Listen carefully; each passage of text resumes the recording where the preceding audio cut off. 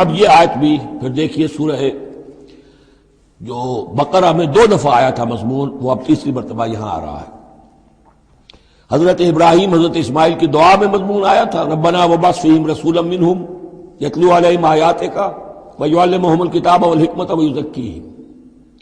پھر آ گیا تھا 18ویں رکوع کے آخر میں، کما ارسلنا فیکم رسولا منکم یتلو علیکم آیاتنا ویزکیکم ویعلمکم الکتاب والحکمہ ویعلمکم ما لم تکونوا تعلمون۔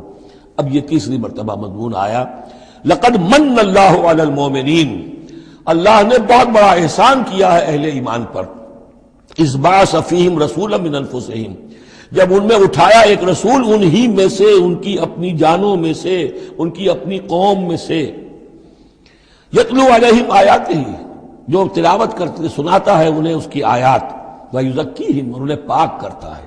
ترتیب اب ہمیشہ کے لیے یہی ہوگی، تلاوت آیات، تزکیہ، اور پھر تعلیم حکمت، تعلیم کتاب و حکمت۔ وَيُعَلِّمُهُمُ الْكِتَابَ وَالْحِكْمَةَ، اور تعلیم دیتا ہے انہیں کتاب اور حکمت کی۔